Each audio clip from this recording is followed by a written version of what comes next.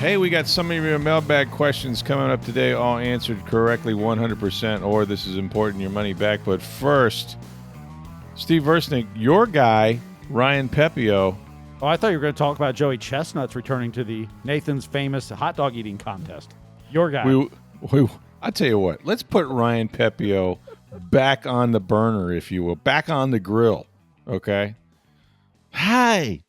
Reminds me of the Harry Carey thing that they used to do on Saturday Night Live. Yeah, Hi, if you were a hot dog, would you eat yourself? Yeah, Kobayashi coming out of retirement. First of all, no, Kobayashi retired. It's Joey. He's done. Joey Chestnut's coming back. Remember, he had a sponsor issue last year because he wasn't doing Nathan's hot dogs. He was a competitor hot dog sponsor, so he couldn't compete. Rival hot dog took over the July 4th. Well, no, Nathan's is the July 4th. Joey Chestnut signed with a different hot dog company. So what happened then? What happened now? How come he's able to come back? I don't know. I just saw the news that he's back for July 4th, so, Back and better than ever. I mean, I think that's why they had parades earlier this weekend, celebrating that. Bro, we had that gastro freak in our studio one time. I think I was alone that day. It was one of the few days that Tom Jones went away and dared leave me by myself, which was always a disaster. But that's another story. But I had Joey. I think I want to say he was in studio. I think he was like making the rounds, if you will. Probably. And we went down an avenue that few should ever go with that whole hot dog eating thing. And it wasn't the Will Ferrell one either. It was a little different. But yeah, and there was a story somebody alerted me to not long ago that said something like, for every hot dog you eat, it could mean 30 minutes off your lifespan. I thought, man, I'm dying any minute now. Because when I was a kid, not long ago, well, maybe it was a little longer than I care to admit, but when I was a kid, and this is true, I think we had, because my dad was a big fan of it. He was kind of in charge of the Saturday night meal. By that time, my mom was like, screw it, I'm not cooking. I think we had hot dogs every Saturday night for the entire, 22 years that I lived at home. And so I've eaten a whole lot of hot dogs. So I don't think I'm going to be around long. But Joey Chestnut, now that dude, he's eaten a lot of hot dogs. Yes. I mean, he's eaten more in one 4th of July contest than you've eaten in the last few years combined, I'm sure. I would imagine. Not saying as a kid, but the last few years. Now, I don't know if he held them down, so to speak. So maybe he just borrowed the hot dogs. I don't know. You got to hold him down long enough to win. I mean, well, yeah, I guess you got to stand up there and, accept the prize and go wherever you go afterwards. But that's a horrible thing to watch, by the way. I think I may have viewed that a couple of times, and I just said enough already. But he would, when I talked to him that one time on the radio, he was talking about how he went to obviously he had a lot of doctors that had to care for him and take care of him. It certainly wasn't the healthiest thing in the world, but and he doesn't. I guess hot dogs is kind of what made him famous, but it's not just that. He's just a food eating contestant, right? Competitor. Yep. Yeah, they do all kinds of stuff. I mean, chicken wings, or you might do something different like that. Yep. Speaking of disgusting food shows, actually, this one is funny. One of my son's favorite shows is that guy where he invites guests on, like celebrities, to try the different level of heat on their wings. Have you seen this show? I haven't seen it, but I know of it. Okay. Well, props to him, because a lot of celebrities want to do it. It's highly rated, so that gets him on there. And he gets really good guests, but I'll do you one better. He asks really good questions. It's not just some B interview. The dude, he gets them, apparently you're vulnerable when your mouth is on fire in other areas of your body. So, while they're washing it down with white milk or whatever, he gets them to, no pun intended, spill their guts a little bit, but he gets them to talk about movies they've made, scenes that they've done, crossroads in their life. Like, it's really a good interview. I should have the show before I just throw it out here haphazardly on the podcast. I will look for it while we talk about your Tampa Bay Rays. How about your guy, Ryan Pepiot, as I started this podcast? He was dealing. So he gives up, 4 hits, 2 walks in 8 innings, 1 run. It was a home run to Adley Rutschman, which was a home run in exactly one park in the major leagues this year, Steinbrenner Field. It had been a flyout in every other park, which meant he should have had 8 shutout innings. But he was dealing tonight. His best performance probably as a pro. I mean, definitely the longest he's gone. So right. He was fantastic. 11, 12 strikeouts, something like that? 11, I believe, yes. Yeah.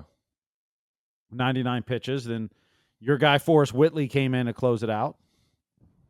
My guy. I have not had the honor of meeting young Forrest. Yeah. So Forrest was just acquired. Run. He was just acquired from the Astros and has like a career 8-something ERA and 8 appearances. Yeah. But you have to understand that he's played against the Rays 3 times, given up 10 earned runs in those 3 appearances. Now, the other 6 appearances in his career, he's given up no earned runs. So as long as he's not pitching against the Rays, which as a member of the Rays you cannot do, he doesn't allow an earned run. Wow.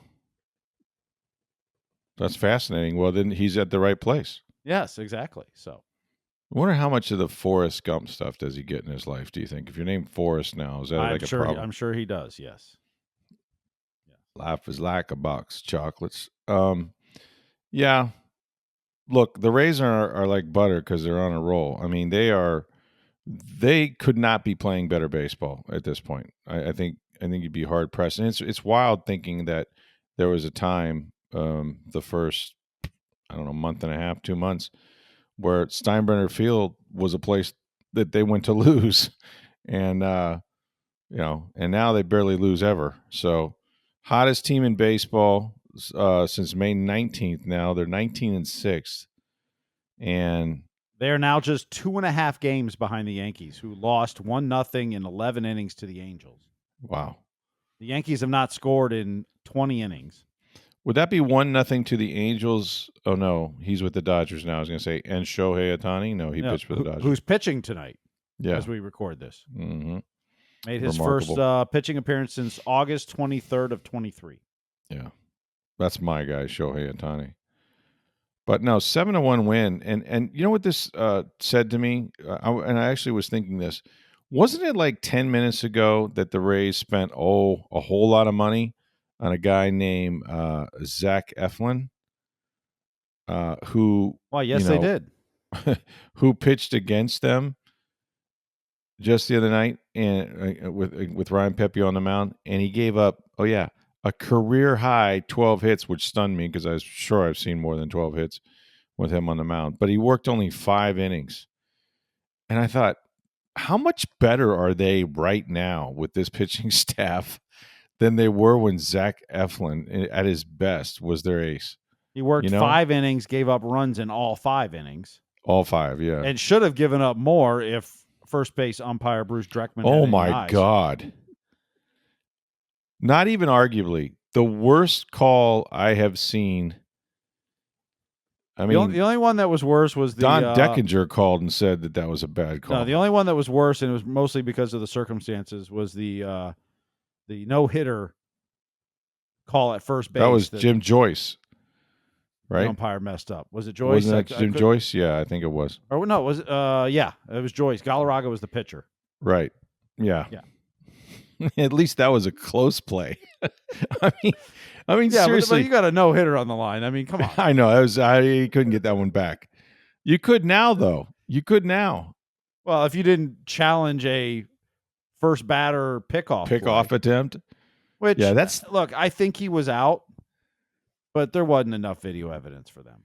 And plus, if you're going to go that early, you really have to be sure, right? How do you know what kind of game it's going to be? What if you have a play at the plate in the 9th inning that's the last out of the game? I mean, I don't want to burn it there unless, if I call upstairs and the guy goes, oh, no, we got this 100%.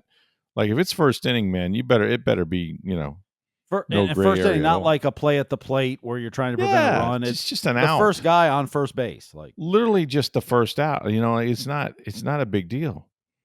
Not a big deal at all. But man, I mean the freeze frame picture, how embarrassed is this guy going to be? And like Cash is one of those things where, okay, I don't have a challenge, right? They're not going to go to instant replay, but I have to come out of the dugout and just give this guy all kinds of hell. They can go to instant replay, and the umpires can do a chief review. Well, why wouldn't you help the guy? I mean, he's your guy at first base. When he comes out that animated, like you got to kind of think, maybe I botched this. Maybe we should give it a check. Like, did the other three guys just kind of turn their head and go, Bob missed that one? They stayed exactly where they were. I mean, I don't know if they knew he botched it. I have no idea. Give your guy some help, man. But hasn't it always been the umpires? They just sit there and like, we can't overrule. Stupid. He's a fellow umpire. I can't overrule him. Now, usually the umpire code of conduct is if the first base umpire would have asked for help, right? Then they would say, "Oh yeah, you missed it. You missed it." Yeah. Hey Bob, how bad did I blow that one? Yeah. But he didn't ask. He was like, "Nope." But they should have like maybe it was because of the way Kevin came out that he was like, "Nope, I don't know," but that was awful. Yeah, they need to have some kind of secret sign where you got points to his nose like the Sting or something, like, oh, you missed that one, Bob. I'm not going to tell you did, but check that one. Ask me or something. Check with me. You need a check with me sign, right? Mm-hmm. Where you do something innocuous where, Yep. Give a signal. Give me a pinky. Give me something. Let me know that I blew it. Yeah, that's not going to play well on SportsCenter tonight. It's just, woo. Stinky. And look, there's so many calls in that game that are bang bang, that they get a large percentage of them right. They really do. And the challenge is there. If it's a big play and the team still has one, they can use it. But and shame on the Rays for having wasted theirs. And yet, like, it's rare you see a guy miss it by that much, right? Like, these guys are pretty good umpires for the most part. I mean, when you balls and strikes, occasionally one will leak in or out of the window, okay.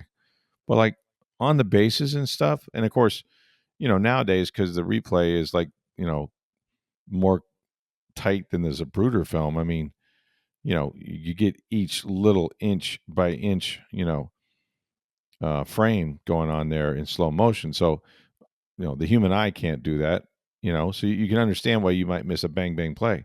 But something like that, yeah, I mean, Little League umpires shouldn't miss that. They rarely miss a play that bad. Not rarely. That bad. No. Yeah.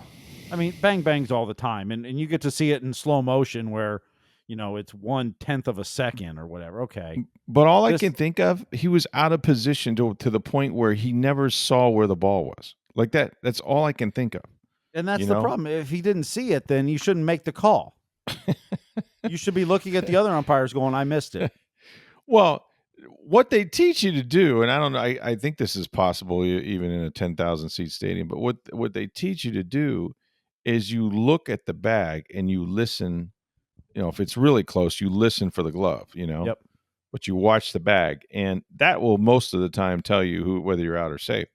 I don't know. I think he was just blocked out altogether by, where the glove was and where the ball was in relation to the glove, obviously, but my goodness. But see, anyway. But my point. But then, if you're out of position, then at that point, if he comes out, you should go. Okay, let's take a look. Yeah, ask for help. Umpire can request a review. Doesn't have to. If you're out of challenges, the umpires can say we're going to do a crew review. Yeah, and that's okay. Like, if you didn't see it, if you're out of position, then ask for help.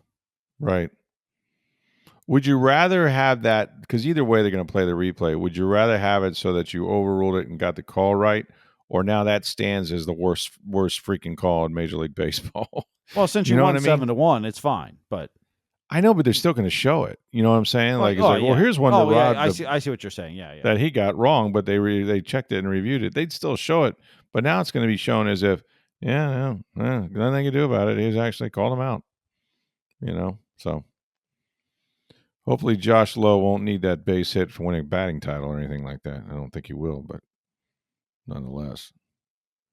No, he won't. But the Rays bats, they have 13 hits tonight? 13. Yeah, knocked him around.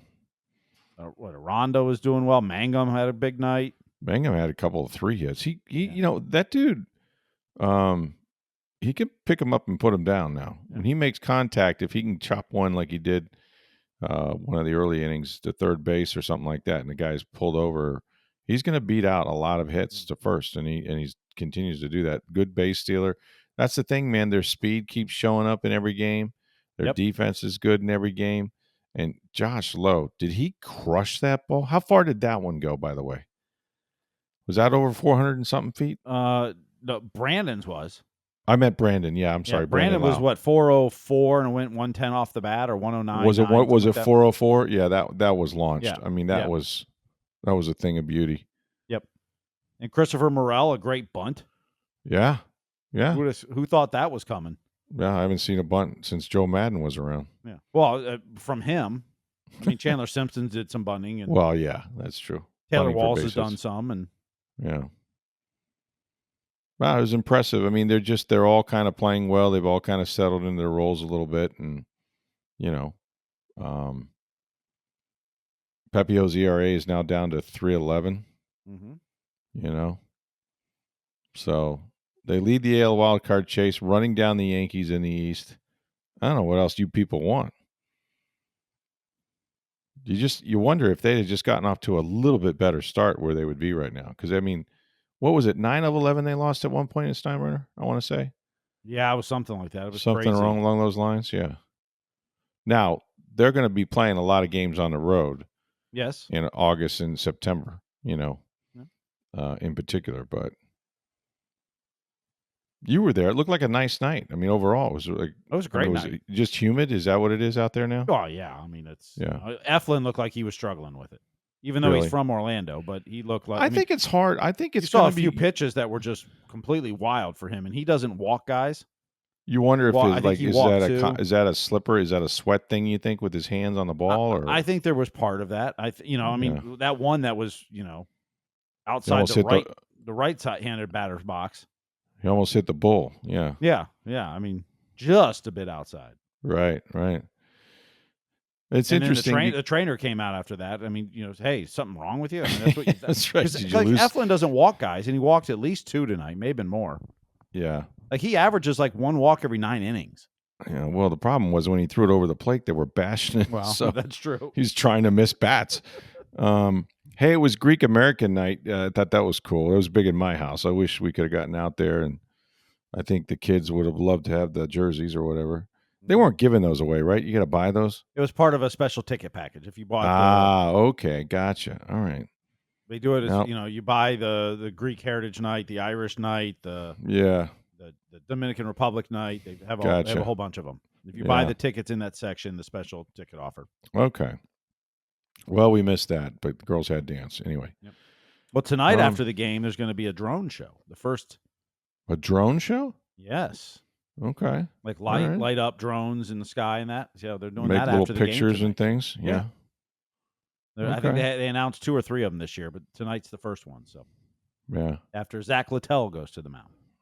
These days, when you say drone show, it's not always the best connotation, but okay. We'll see how that goes. A lot of fireworks. I like the fireworks after home runs. I think that's a cool thing. Absolutely. That's something you couldn't do at the Trop, right? And then after wins. So. Yep. Yeah, it's funny how it's flipped around. It really is. They were scuffing along, and it didn't feel like their ballpark, and they didn't know how to. One night the wind seemed to be playing in their favor, and the next night it wasn't. And now it's an advantage because I think it is different for teams to come in here and have to put up with the humidity and something in a short series that they're not used to.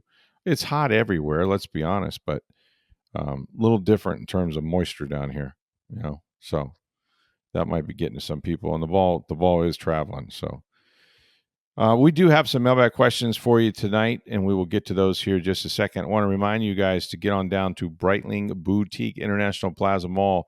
That's the place where they sponsor us, and we're happy to have them because if you're talking about the best Swiss watch that you can find, the Breitling Company's been in business over 140 years, and they've been at International Plaza for more than 5 years now. You want to go there, Check out these beautiful men's watches, the Navitimers, the Chronomats that they are known for. Also, they have ladies' watches for your wife, for your girlfriend. These are sports watches that are both durable if she's on the go, like my wife is.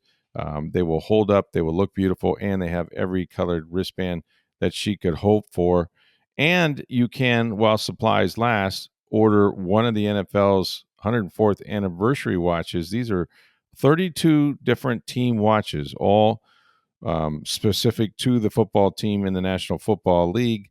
They have the faces, the team colors with the logos inside. If you go to TampaBay.com, likely to find one of Breitling Boutique's team watches for the Tampa Bay Buccaneers. These things are absolutely stunning. If you're a football fan, you have to inquire about them while supplies last. It's Breitling Boutique. They're at International Plaza Mall, center of the mall, upstairs, second floor. Enjoy the customer service. Come in, have a drink, let them tell you about those watches, and you're going to be happy you did.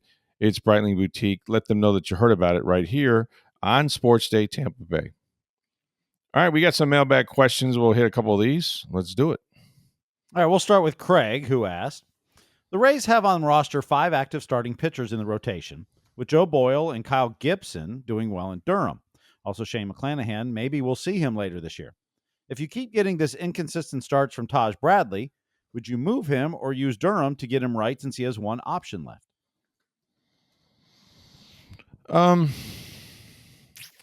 Interesting question.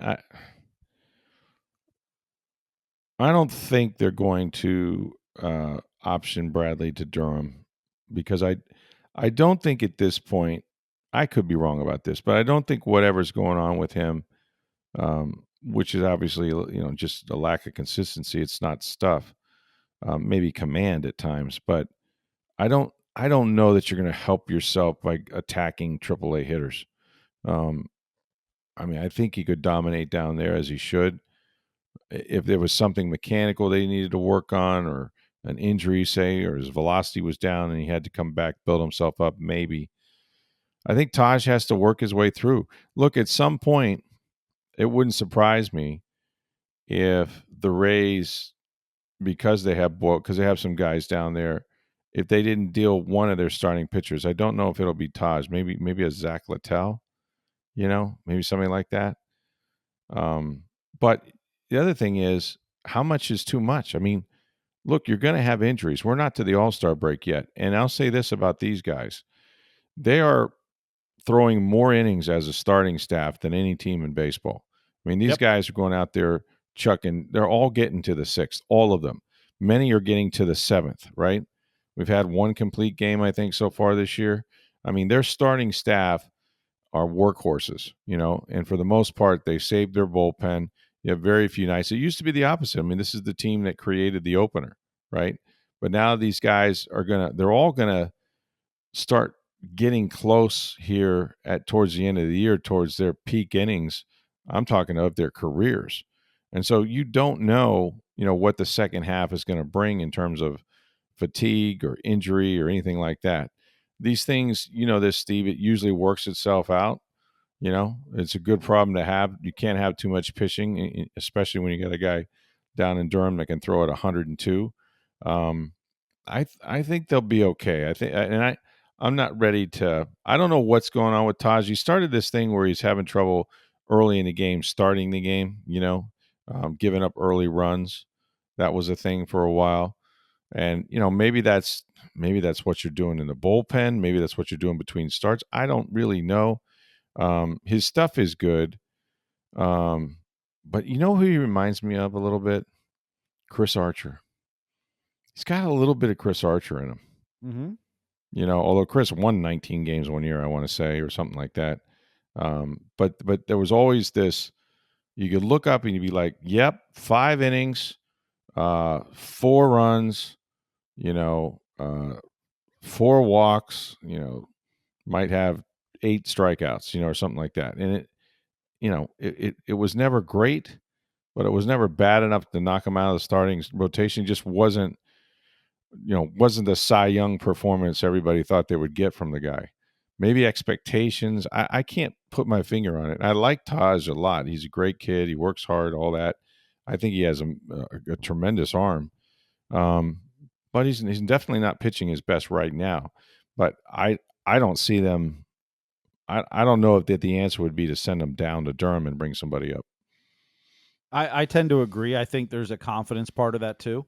Mm-hmm. Mm-hmm. And right now you're rolling, and you're probably in a good spot right now.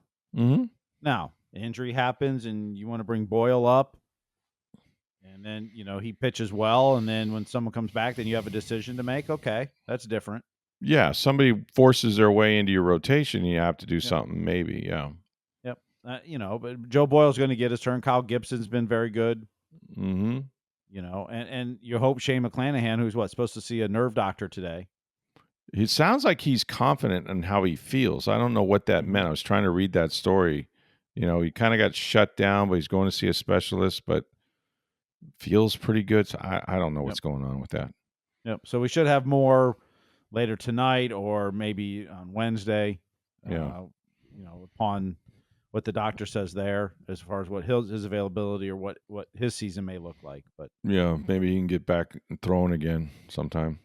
mm-hmm. I mean, the pitching has been the one thing that they can hang their hat on, especially the starters. They've been terrific. I mean, they give their team a chance every night. Yep. They're not going to give up a lot of runs early, and of late, the Rays have kind of been having big crooked numbers in some of their innings, and they stranded guys. I mean, they had bases loaded. I want to say, or what was it? Yeah, I think it was bases loaded. They ended up, or first and second, nobody out, and they ended up hitting to a double play. Kiermaier grounded into another double play. 19th double play he's grounded into this year. So they could have tacked on a lot more runs there early and didn't. But ducks on the pond, as they used to say, man, they're famous for putting pressure on teams, and they'll take their walks. They'll certainly steal bases. They'll take the extra base. So yeah, just playing as good as they played, I think in a number of years, Steve. I mean this, and I didn't expect the offense from this team. And when the home runs started to come, that was a little bit shocking too, because just kind of looking at them, you're like, all right, well, Brandon Lau can hit you some home runs. Kiermaier has been terrific. Kiermaier, when you put his stats up to other third basemen in the American League, he's right at the top in everything. Yep. As far as the offense goes. Now I don't know, if he'll get picked for the All-Star team or not. Probably won't be the voted starter, but nonetheless, he's having a tremendous year. So, yeah, I can't say enough about the Rays, man. If they could, bottle this up and play this way through October, but we'll see if and when they get to the postseason. It's always about the same thing, right? Can they have the offense? Are they going to be able to score runs? Well, since they're going to make the playoffs, Captain Bucks asked, can you imagine a World Series at Steinbrenner Park for the Rays? What would Major League Baseball do? Orlando or Miami to get more fans and seats? We discussed this a little bit on my radio show with Neil, ESPN Tampa Bay. In case you guys are wondering, 11:50 a.m. I don't know what they would do, and here's the thing: I think a World Series is different than any other round of the playoffs, right? Mm-hmm. Like if it's a wild card, my guess is they won't do anything. They'll play their games right there at Steinbrenner, and I almost think they should, because why would you allow a team to say, well, you're fine during the regular season because these games, wouldn't draw as many fans anyway, so we're cool with 10,000, or it is what it is. Hurricane notwithstanding, it's tragic, but we're doing the best we can. So we pick Steinbrenner. Okay, you're going to play your regular season games there. But then you get to the postseason, and you're going to displace them and their fan base and almost give them a disadvantage of being on the road when they're at home. You know what I mean? I mean, unless you were going to say, hey, we're going to play this series, ALCS, whatever it is, World Series. We're going to play this in a neutral site like they did when the Rays were in the last World Series because of COVID. Unless you did that and both teams were away, I don't think it's fair. I don't think it's fair. You played in one ballpark your whole season, and oh well, it's a TV sport anyway. Look, If 10,000 people can go, 10,000, it's the Rays that are going to lose as much as anybody. It's not Major League Baseball. Those games are going to be televised. Aesthetically, it looks fine on TV, I think. So I don't know. I don't know if you think, I'm sure baseball has thought of this, but do you think they would try to get them in a bigger ballpark in another city? Well, it would have to be a major league park. Like, you're not going to go to Orlando or whatever else, because those facilities aren't set up for Major League Baseball. Right. All the replays and the stat casts and all that stuff that goes with it. There's no park set up except for the major league parks. Right. I mean, that's part of, going to Steinbrenner Field. It was set up more for that stuff than any of the other parks around here, but they still had to do a lot of stuff to get it major league ready. Right. So you're talking to going to another. You're going to Houston, Atlanta, Miami. Atlanta, Houston. Baseball's not going to do that. No, I don't think so. You can't. This isn't COVID. I mean, well, that's you sent everybody to one place. I mean, that was different. I mean, nobody had home field advantage. Right. Sent everyone to San Diego. But that's what I'm saying. Yeah. Like you wouldn't make both teams go to a neutral site like you did during COVID. Right. It's unfair to tell one team they can't have their home field advantage, whatever that is. Look, and here's the thing that I think people forget, and we all kind of are prone to this. It's like, you better get ready because hurricane season's coming again. Okay. And it's not as if the Rays asked for this or Major League Baseball asked for this. With help from the Yankees, I mean, a lot of help, the Rays have a place to play, but it was an act of God. It was a natural disaster that hit this community, and people lost a lot more than Tropicana Field. And so, to do the best you can under these circumstances and have a team go into Steinbrenner, which is a ballpark they were unfamiliar with, lose 9 out of 11 or whatever it was at one point, get to the postseason. And if they were to get to not just the postseason, but an ALCS or a World Series, and then you tell them, wait, we really want you guys to play in Miami. That would be so off the chain wrong. You just say, hey, remember that year that the Rays had to play in this ballpark and they made it all the way to, I mean, that's just the way it's going to be. I don't see any better alternatives and all it would do, it would just be, I mean, I think for the most part, it would just be revenue for the Rays, I would imagine, to have more seats available for a playoff game. But can you imagine what the cost of those seats would be if there's only 10,000? I mean, at least on the secondary market, I don't know what the Rays would make. They're going to lose money. I mean, they're going to lose money in terms of not having 25, 30,000 seats. Mm-hmm. But it's a TV sport at that point. I mean, everybody's watching on television. There's only so many that can go anyway, whether it's at the Trop or not. So if you're at the Trop, you're getting 25, or say you open the upper deck and you're getting 30. Okay. People in the community would be jacked up. More people can go watch the game. Maybe it's a better atmosphere, from that standpoint.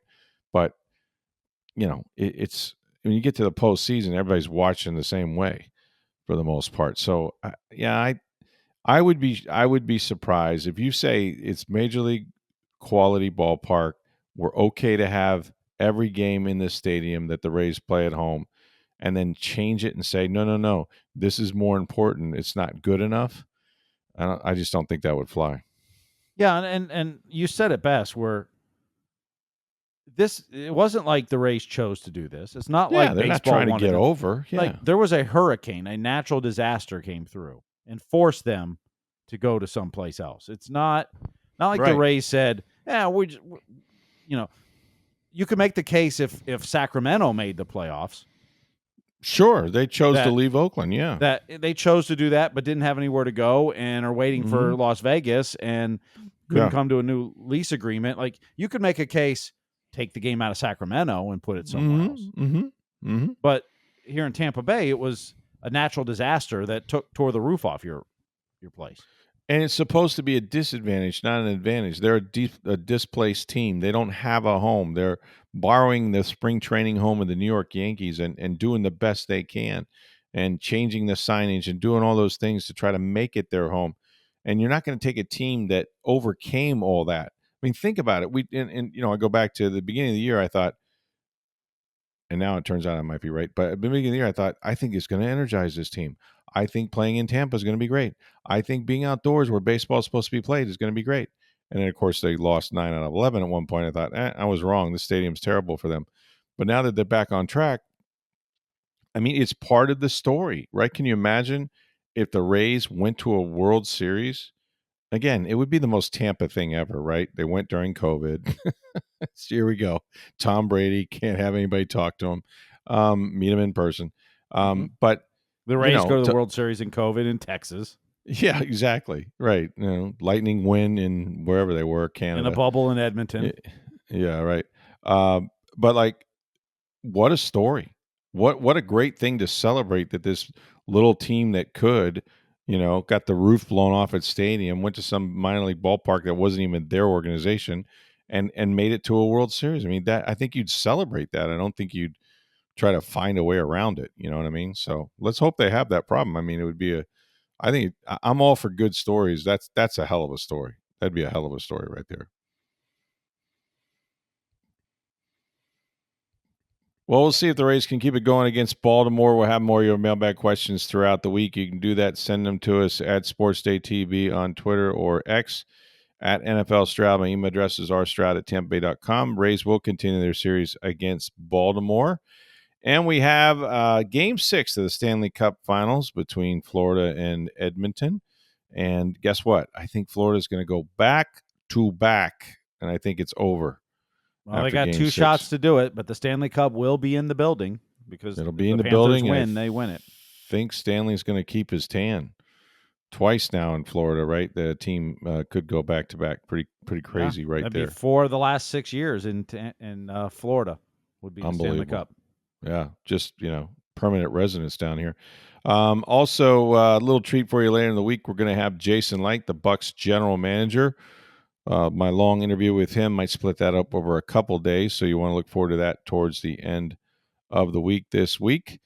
And get on down to Breitling Boutique. Listen, those folks do a great job sponsoring our podcast, but for real, they have the best watches. If you want a great timepiece that you will love, not just for yourself, also for your wife or for your girlfriend, it's Breitling Boutique, International Plaza Mall, center of the mall, upstairs, second floor. Check out the NFL 104th year anniversary watches, all 32 team watches while supplies last. Breitling Boutique, International Plaza Mall. Let them know you heard about it on this podcast, Sports Day Tampa Bay. I'm Rick Stroud of the Tampa Bay Times. Have a great day, everybody.